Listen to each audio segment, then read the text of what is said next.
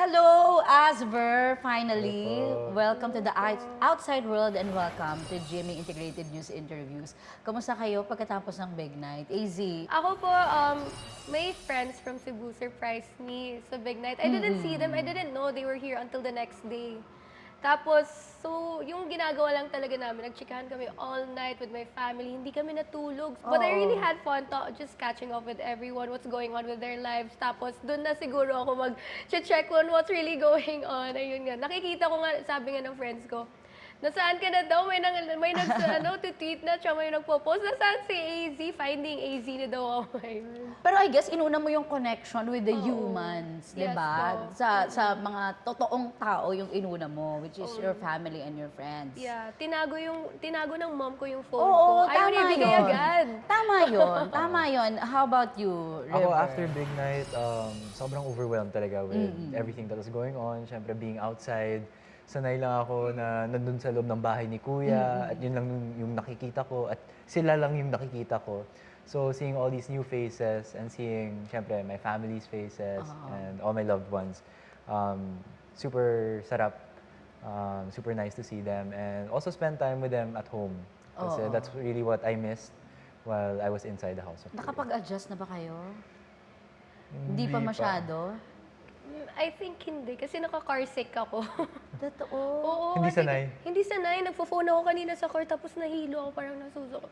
So, I feel like hindi pa. I'm not sure eh. Parang wala akong ginawa kung di magsalita the whole day. Tsaka yesterday, sigaw ako ng sigaw. Then nung Big Night, sigaw din ako ng sigaw. Puro lang salita ako. So, Kaya wala ka ng boses, Wala akong no? boses. Kasi kahit sa bahay yata ni Kuya, no? Oo. Ikaw isa sa pinakamadaldal doon, di ba, AZ? quiet po ako doon. Parang hindi. River, how about you? Yung adjustment, kamusta? Nakalimutan ko na paano mag-cellphone. Totoo? Sobrang weird pag hawak ko ng cellphone. Parang sobrang iba. Hindi ako sanay. But then, ayun, syempre, adjusting pa rin hanggang ngayon.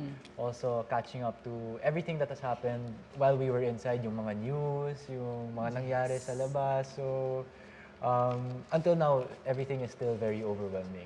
AZ, balikan natin yung Big Night. Paglabas mo, medyo parang na-shock yung itsura mo doon. Balikan natin, bakit ganun yung reaction mo? Anong nakita mo? Ba't ganun ka mag-react? Paglabas ko po yung pag-akyat ng, LED, grabe na shock ako kasi ang lakas ng sigaw. Kita ko agad yung banners, yung LED signs, pangalan namin, Asver, iba-ibang pangalan. Na nandun yung pangalan ko. Tapos na-shock ako kasi hindi ko talaga in-expect na ganun karami. Isa yun sa mga in-overthink ko. Sinasabi ko kay River na feel ko, ang dami kong bashers. Feel ko ayaw sa akin ng mga tao. Feel ko baka wala nagsusuporta sa akin. Kasi wala akong naririnig sa labas ng bahay na sumisigaw, AZ, ganun. Pero, wow, sobrang na-shock ako and na-overwhelmed ako. Grabe, nakita ko lahat. Yung LED signs, pangarap lang namin yun ni River. Kunikwento ko sa kanya, sana may LED lights ako. No? Like yung mga nandun, AZ, tas naka-LED, color, ganun. Tapos nakita ko and parang na-overwhelm ako, na-shock ako. Nakita mo na ba yung mga Grabe. booths, gano'n? Yung mga booths, yung mga posters, Oh my paikot God. ng Araneta, Ang di ba? May dami. mga gano'n. Actually, after the Big Night, 3 a.m., sabi ko Nag-ikot sa ka. kuya ko, Kuya, puntaan natin! Tapos ayun, nagtakbo-takbuhan ako doon sa labas. Sabi ko, okay, ganyan po ka ako. So parang na-validate ba? Yung naan mo na parang, ito pala, ganito pala yung nagmamahal sa akin. Yes. Masaya ba yung yung kahit papaano, ilang buwan din kayong, parang na-disconnect? Is it, parang kahit papaano, may naging effect ba yun sa inyo? For me, it did. I think it's also something that people have to do once in a while to disconnect, to be able to reconnect again. Disconnect because inside that house, yung focus lang namin ay isa't isa. Ang mga story namin, ang relasyon namin, ang mga ginagawa namin para sa mga tasks. And we were away from all the noise, from all the distractions from the outside world. And I feel like, even after being inside the house of Kuya, I think it's something that I'll do every once in a while to just get out of my phone and focus on what's happening, focus on the now, and focus on the people who I'm with. Yung totoong tao, di ba? Ika nga. For the both of you, may moments ba na parang nalimutan nyo na may camera? na nakikita kayo ng mga nanonood? Lagi po. Okay. So, All hindi the time. So, hindi naman kayo conscious talaga? Hindi na talaga. To the point na kahit saan ako nagbibihis. Maybe the Oh first, my God. maybe the first day, Oo. medyo conscious pa kami. But then after that, hindi na talaga. And sa bahay talaga, very subtle yung cameras. Parang hindi mo napapansin. So, kung ano na lang ng sinasabi ko, ano yung ginagawa ko doon sa loob ng bahay, I was just, parang I was super comfortable inside the house na pinakita ko na lahat, parang kung sino talaga ako. And that's what made it easier also to adjust. Same for me. Sobrang hindi ko na napapansin na may cameras. Ako, wala, like, I'm so distracted with being comfortable with everyone, with what I'm doing. So, wala na talaga sa mind ko na may camera. And that's so, parang new sa akin kasi sa labas, nasanay ako na maging conscious laging parang always proper dapat itsura ko. Ayoko pangit itsura ko, pero doon natuto ko na maging, kahit Wala magulo na. oo, okay lang. Okay na parang to. nasa bahay lang talaga ako. Oo. Pero ngayon na nasa labas na kayo, may nami-miss ba kayo inside? May sepangs pa kayo sa bahay ni Kuya? Kasi sabi parang there's something inside that house. Parang magical siya. Do you miss the PBB house? That something inside the house is not the house. That something that is magical is, for me, the housemates. Sila talaga yung nagdadala ng magic sa loob ng bahay. And sila rin yung namimiss ko, of course, waking up to seeing them, doing the tasks with them, yung mga kwentuhan namin. Yun talaga yung namimiss ko. Babalik ka if given the chance? Are you going to be a housemate again? Why not? Why not? If I was given the chance, I think I would do it. Or at least, siguro house guest, if ever. Pwede, house guest na. Easy, how about you? May namimiss ka ba sa loob ng bahay? Yung donuts na yun. Sobrang namimiss ko yung donuts, yung mga libreng pagkain, namimiss ko. Oh my God, now, for the past days, I've been craving for something sweet. Grabe, naisip ko na lang yung donuts. Pero like what River said, namimiss ko yung housemates, as in, just talking to one another the whole day, hindi pwede matulog, so you really have to talk to them. Namimiss ko yun, kasi ibang klase yung conversations namin. Kahit wala na kaming mapag-usapan, kahit wala ng topic, but the conversation, sobrang laking impact nun. And it's something that I really miss, waking up next to each other, yung mga ganun. So, especially eating together. Grabe, mamimiss ko talaga yun. And AZ, ikaw, you're admired for your grit, but also nababash ka rin by showing your emotions. What's your thoughts on that? For me, at first, naisip ko yan while inside the house. Sabi ko, parang masyado kong problematic. Ang dami kong drama. Iyak ako ng iyak.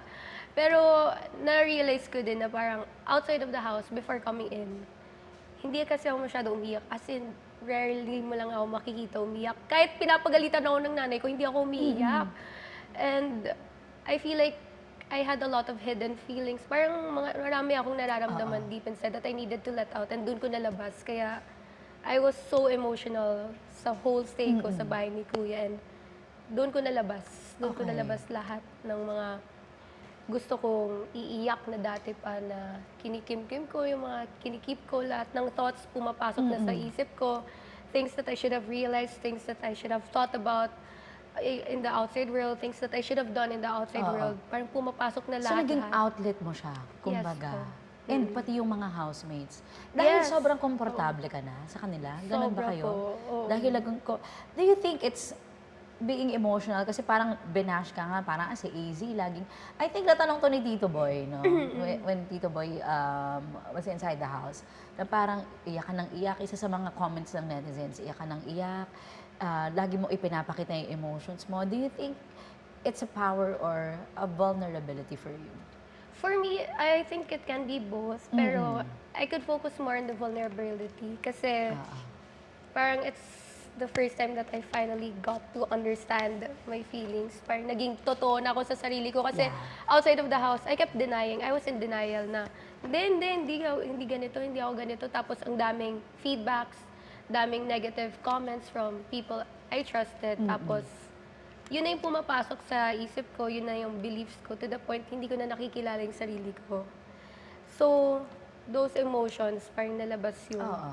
ano talaga yung tingin ko sa sarili ko, anong nararamdaman ko talaga, yung totoong nararamdaman ko. So, it was a vulnerability for me to be more open to myself, to accept what I actually feel. Oo. The things that hindi ko, yung sineset aside ko, the things that I was running away from, I had to face it. And parang it was the time na naging raw na talaga ako sa sarili ko. Kasi I feel like outside of the house, even to myself, I was filtering myself from myself. Parang Oo. ganun. And This- I think we yeah. should just ask for understanding and kindness. No, dahil parang lahat naman tayo nakakapaglabas ng emosyon natin. And hindi rin alam ng ibang tao, hindi naman nila naiintindihan kung ano yung nararamdaman natin. So I think yun yung appeal natin, di ba? Dapat easy to all yung hindi naman maiiwasan. But on a lighter note, AZ, kamusta ba kayo ni Ralph? Okay Ano naman nga? po kami.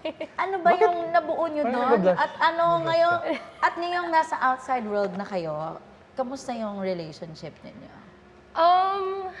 Okay naman po. We're good friends po. We're really good friends. And hindi pa po kami masyado nakapag-catch up kasi we're enjoying time with our families. We began catching up also. We took some photos and then after, we hope to catch up also with River and our core group with sila Josh. Ba't like sinadamay that. mo si River? Bakit nadamay pa ako? Kasi ako, kayong Yung dalawa yung lang kayong yun. dalawa lang, may ganun ba ni Raph? Yung kayong dalawa lang, catch up kayong dalawa, ganyan. Dinamay pa ako.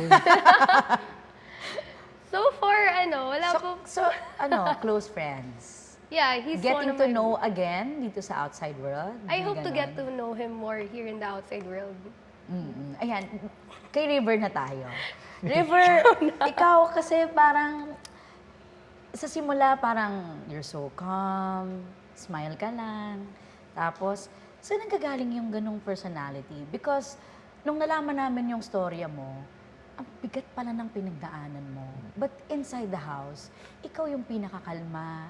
Kumbaga, hindi mo ipinakita na ganito kabigat yung pinagdadaanan mo. Saan nanggagaling yung ganoon? Feeling ko it's the way I was raised rin by my parents, how they brought me up. And I feel like also yung pinagdaanan ko yung mga challenges ko na face ko sa past. That's what made me who I am today. So parang sa bahay, yung mga challenges, kahit mahirap, kahit parang kala natin imposible, I think I try to remain calm and positive all the time kasi I know there are much more worse things in life than what we went through inside the house. There are people who are suffering more, who have harder problems. So whatever we were facing inside the house, kaya namin yun. Kasi kaya rin ng iba sa labas. Oo. So that was also in my mindset talaga na we were blessed to be there. We were blessed to even have food inside the house kahit syempre talo kami sa mga weekly tasks namin, in a few weekly tasks. The fact na may food pa rin kami, may binibigyan pa rin tayo ng mga vegetables, may pagkain pa rin tayo. So I was always taking everything that was given to us, trying to make it more positive rin, and trying to think of the brighter picture. Sabi mo nga kasi it's how you were raised by your parents. And parang nung nakita namin yung story mo, meron ka palang foundation. Yes po. So, doon yung pinanggagalingan na parang sobra rin yung connection mo to other people na hindi as blessed as others. So, yun yung laging pumapasok sa isip mo whenever you feel na parang ang malas ko.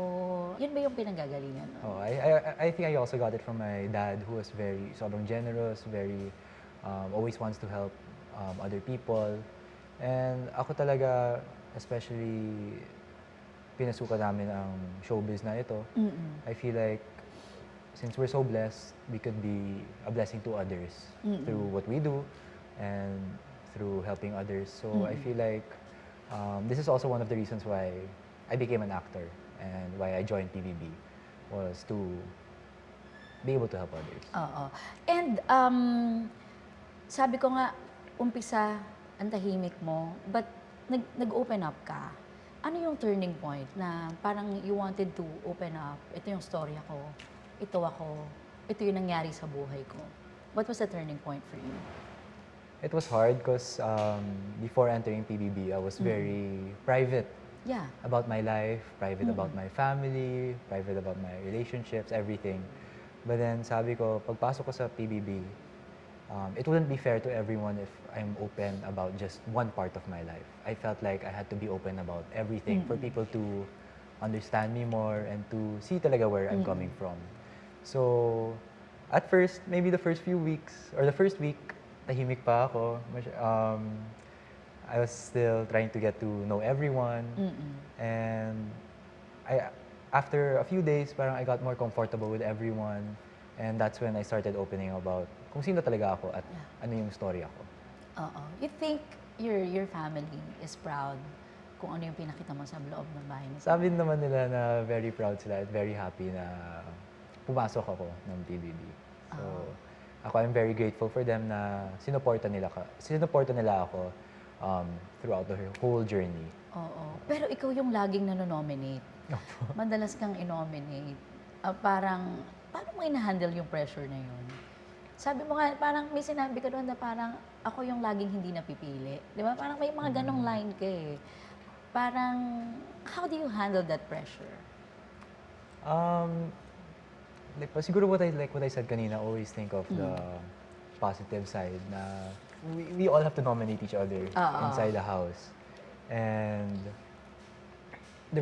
ako nominate ata Four times? Four times. Yung first time, syempre nasaktan ako. But then, I try to think of the more positive side na maybe, basta there's always a reason for everything. Yeah. If we stay, there's a reason. If we leave, there's a reason. And that's I leave it up to God. That's God's plan, whatever will happen. Even if nanonominate ako the next few times, parang it came to a point na parang go lang. If you think then that I should leave, then it's up to you guys. But then I always just try to think na there's a positive side to it. Nasa mindset, no? At isa sa talagang nakita rin namin, kasi sabi, nung in-interview ko yung Kapuso housemates dito, tinanong ko si Shuvi about the task na kailangan galitin ka. Ang sabi nila kasi, si River, hindi talaga siya nagagalit. Tama ba, Easy? Si River, hindi talaga siya, sorry. Hindi talaga siya nagagalit. Hindi talaga siya nagagalit, as in. Oo nga. Kahit anong asar mo sa kanya, hindi. Hindi, but that time, nasigawan mo si Shuvi. Kwento mo lang sa amin, River, bakit nagtagumpay sila sa nagalitin ka? So, ano ba yun? Napuno ka? So during that task, Oo. yung nasa isip ko lang is yung decoy task nila, which was to work out and do a certain number of sets, which was mga 200 plus ata. So yun lang yung talaga yung focus ko. Then, wala talaga akong alam na yan yung task nila. Na kailangan magalit ako. I had no Kailangan idea. makunan pa. No idea. So, I was just focused on doing the task, focused on the workouts. Then, I noticed na parang everyone was becoming more, how do I say this? Becoming more, parang everyone had a temper that time. Especially yung mga nominated. Parang everyone was getting, hindi na sila, na-frustrate lahat. So ako, I was trying my best to just block that out and just focus on accomplishing everything. But then, I think, for me, I was thinking na siguro everyone's tired from doing the task. Siguro that's why they're like that. So I was just trying to understand where they were coming from. But then, it came to a point na si Sai was already parang showing signs na she was feeling weak. Her fingers were starting to tumitigas na. Then, it was the same symptoms that I saw the week prior when she fainted. Oh, okay. When Donnie was her house guest. So, and she also, nagkwento rin siya na nangyari na rin yun dati. And the effects are if she has no food, if she hasn't eaten, or kung mainit, or kung pagod, all those factors will trigger that. So, after that incident happened, I was very careful with Sai because I did not want that to happen again, especially to her.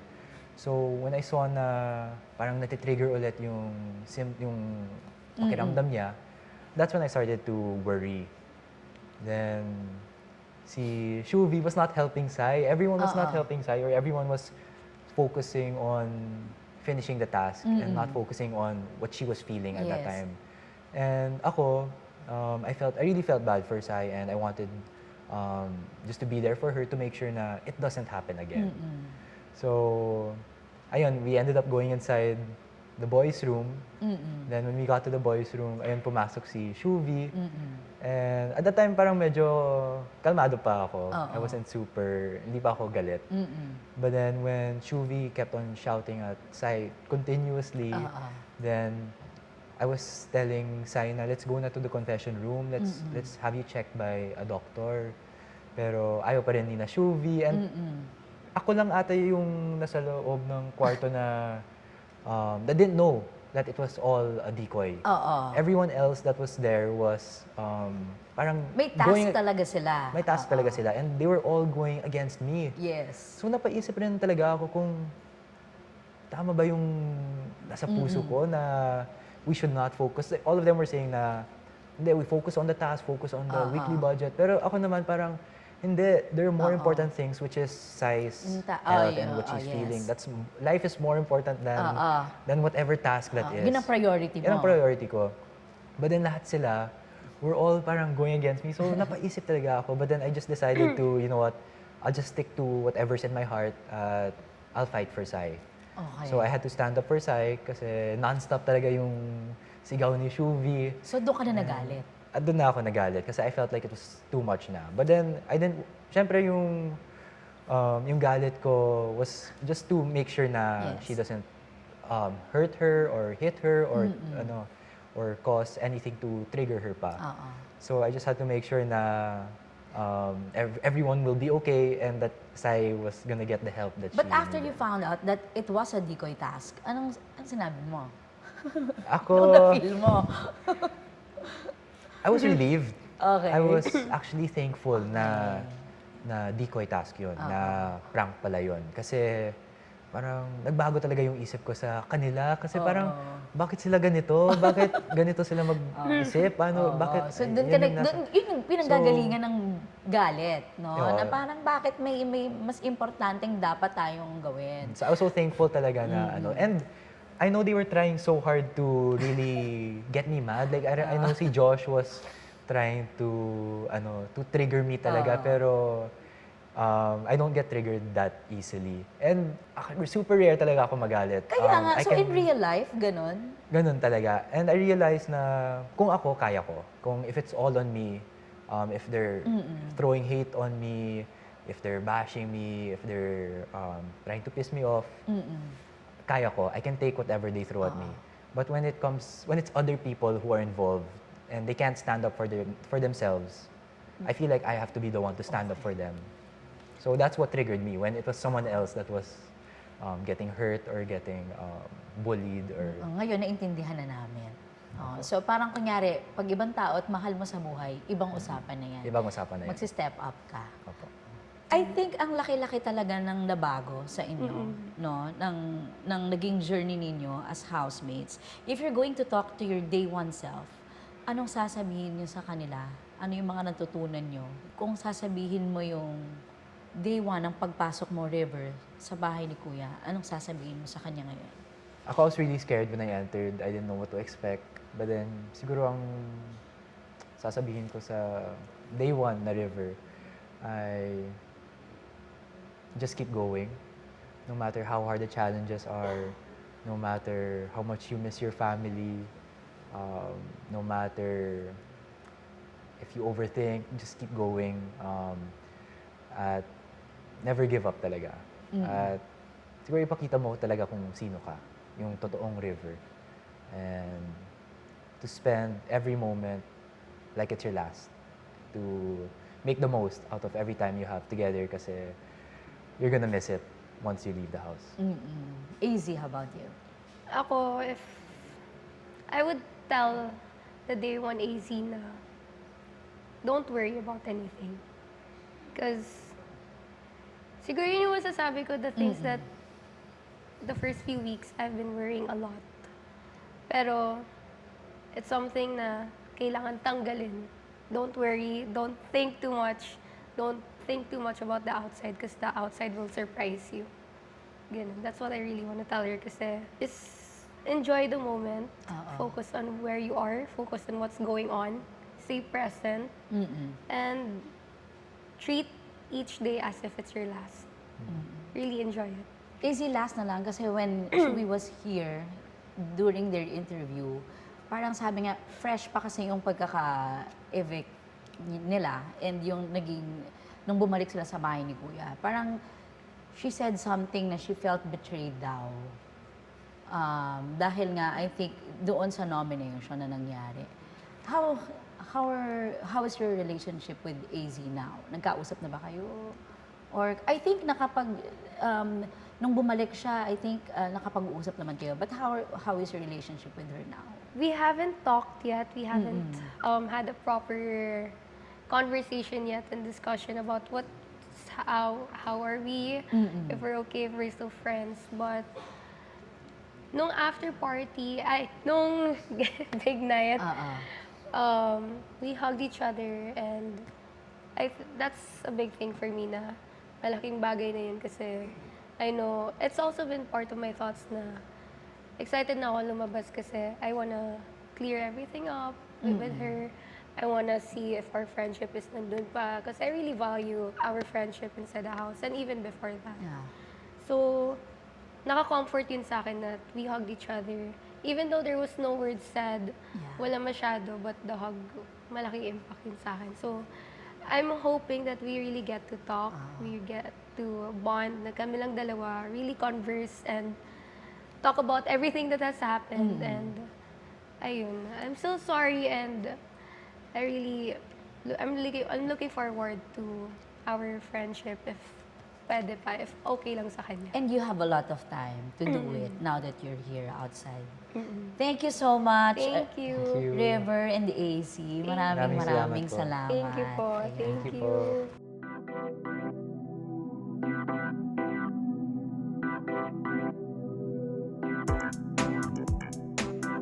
you.